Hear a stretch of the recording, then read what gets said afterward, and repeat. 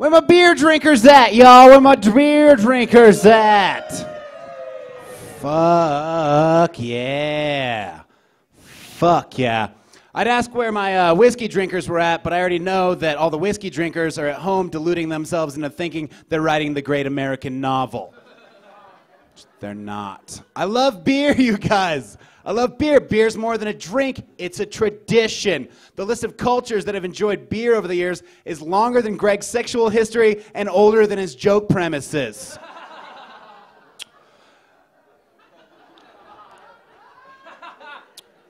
The Mesopotamians used to pray to the beer god Ninkasi, and the prayer doubled as a method for remembering the recipe for beer.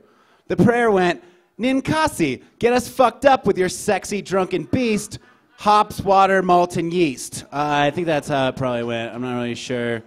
Needless to say, you guys, people got drunk and crescents got fertilized. If you guys know what I'm talking about.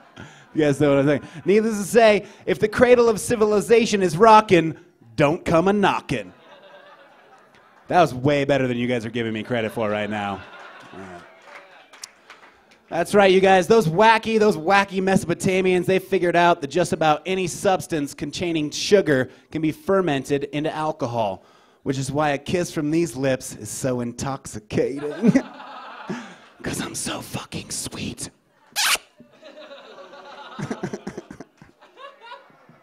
Having fun. Did you guys know that beer is the third most popular beverage in the world? Yeah. It goes water, tea, beer, and then Faygo. The Juggalo family's growing, y'all. Mostly because of their culture of ignorance and sexual irresponsibility, but also because face paint's so fun. If I didn't say faint paint, that would have been funnier.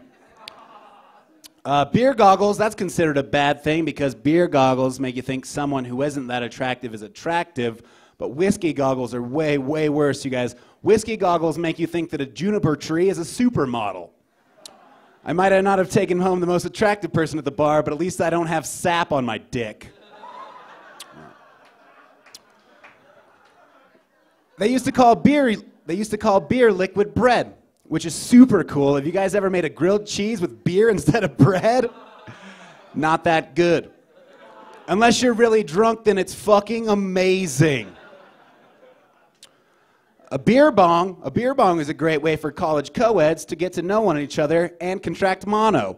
A whiskey bong is a great way to wake up in a bush. Whiskey bong is also the name of my new metal band and the name of Sam Tallent's pet turtle.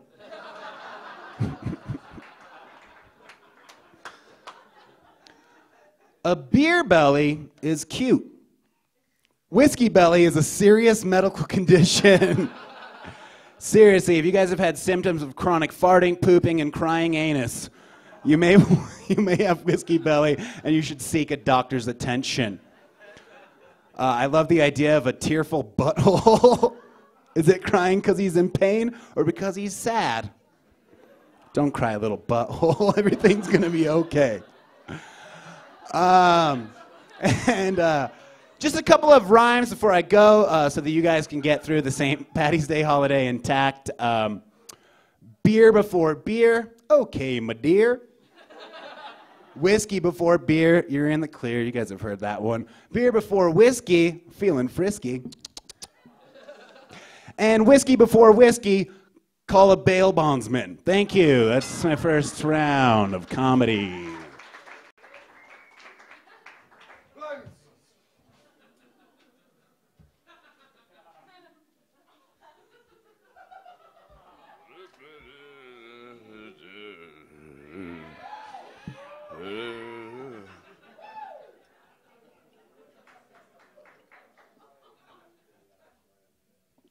All right, I got one question for everybody. What city am I in? What? Colorado? Son of a bitch. All right, someone needs to give me a ride to the Greyhound station after this. I got a gig on a fucking riverboat in 12 hours. All right, what am I against? Beer. Queer. I know Bobby's gay. What's the topic?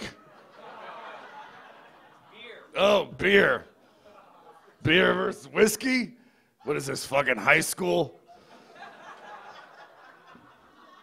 If you're drinking beer for any other reason than to chase whiskey, you're a pussy. In fact, if you're drinking anything to chase whiskey, you're a pussy. The only thing you should ever chase whiskey with is your own vomit. True story.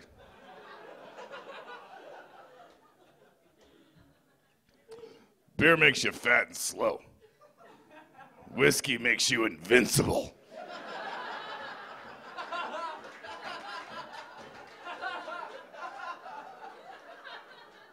See this right here? That's a little battle scar after a little jag I went on the other night.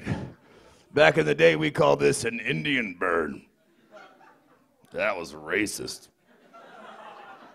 That's right, I got into a fight with a sidewalk. It won, but I got some good shots in. I headbutted the shit out of that fucking thing. That's right, even my whiskey dick just wants to start fights.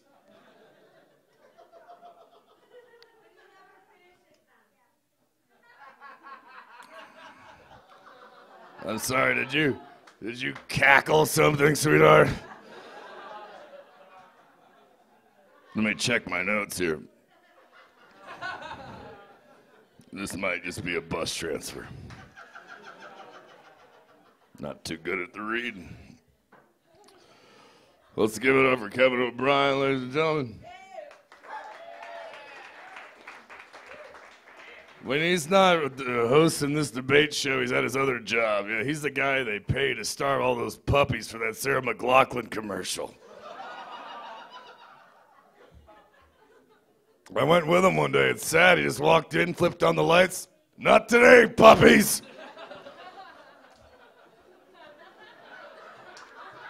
Just sat down and jerked off to neglect porn.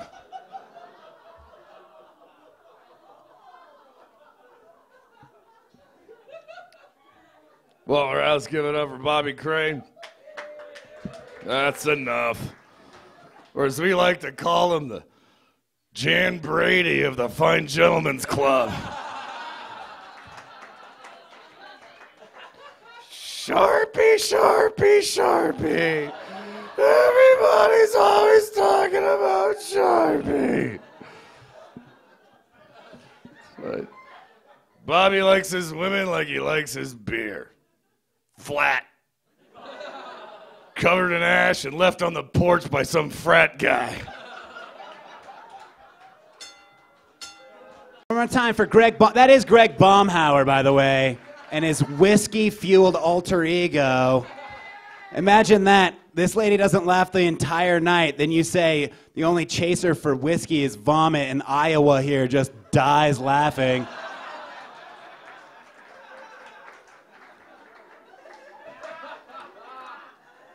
Greg Baumhauer is arguing for whiskey, which is funny because usually Greg Baumhauer is arguing because of whiskey. Seriously, Greg, I understand how important hip-hop culture has been to American society, but will you please stop spitting on my face?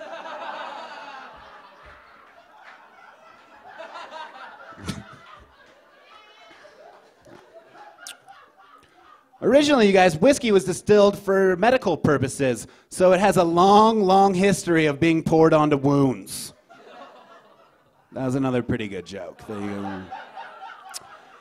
The first time whiskey was sold to the public for non-medicinal purposes, it was done so by the Guild of Surgeon Barbers, which was awesome, you know, get a whiskey, stitches, and a buzz cut. Talk about one-stop shopping, fuck yeah.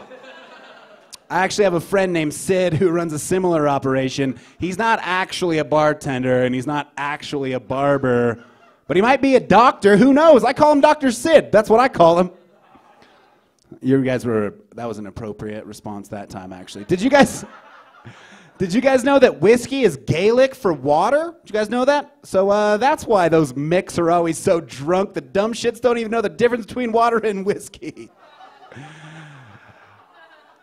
You'd wear skirts and fuck sheep, too, if you were pounding Jameson after a workout.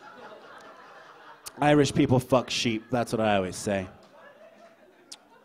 I don't know if you guys realize this, but the three most common chases for whiskey are Pepsi, 7-Up, and police.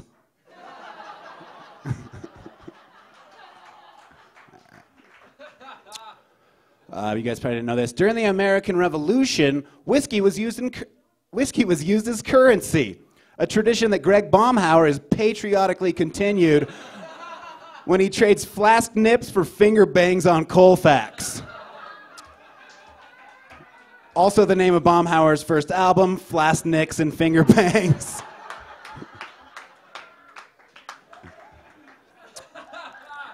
Whiskey is aged in a cask, which is funny because whiskey is aging Greg into a casket.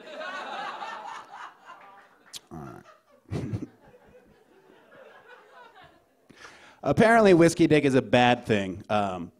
Real quick, isn't Greg Baumhauer the perfect poster child for whiskey dick? Whiskey dick. It could happen to you. Wasn't that good. Whatever. I don't care. A lot of people don't think beer dick is a thing. It is. I actually get beer dick every time I have a PBR in the shower, and I make myself laugh so hard that I spit take on myself. All right. I'm gonna have to just end this right now, you guys. This is actually it's kind of pathetic us doing this, you know, really, because like whiskey and Greg Baumhauer is a serious issue. It's sad, really. Having Greg Baumhauer argue in favor of whiskey is like having Philip Seymour Hoffman argue in favor of heroin. That's all.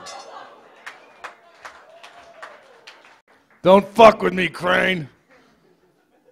I killed 12 men in Okinawa, and 4 of them were Japanese.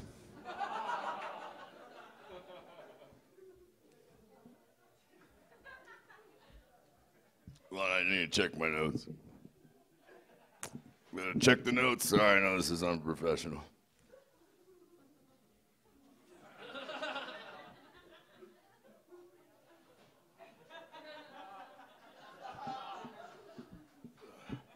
How's my margarita? Unsalted? That's right, folks. Even my whiskey dick just wants to start fights. What are we talking about? One more time for Bobby Crane. He's a real Chaucer.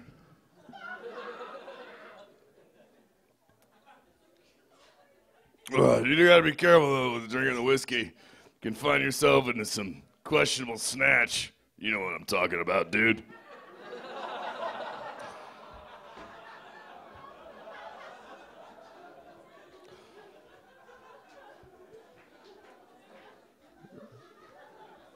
Reminds me when I was first in show business, I hooked up with this pill-popping little homewrecker named Marilyn Monroe. She kept me up all night long. Now, we didn't fuck. She was a sleep queefer. Her pussy was snoring. Oh, son of a bitch.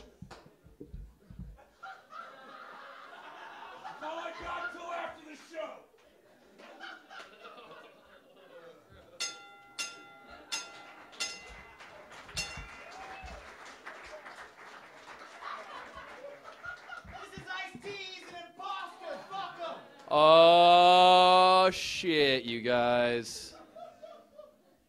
Way to break the illusion, Bobby Crane. Jeez.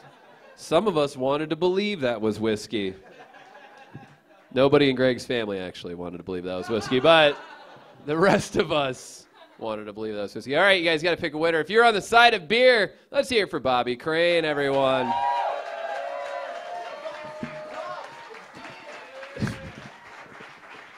Vine Street Pub, it's beer. Are you writing slogans for him now? Yeah.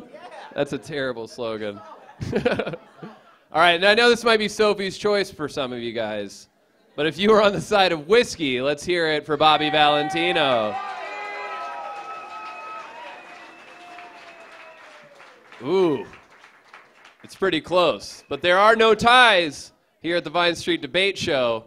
And since the general manager is shaking her head and looking at me, I'm going to say beer is your winner, you guys. Give it up for Bobby Crane and Bobby Valentino. If you'd like to see more of Bobby Valentino, he'll be performing at a bus stop later. Please resuscitate him if he does not seem conscious. That's been our show, everybody. Give it up for everybody you've seen on the show this evening. For the Vine Street Pub, we will be back next month on 4/20. So don't do your hash hits too early, and we'll see you then. Godspeed, everybody.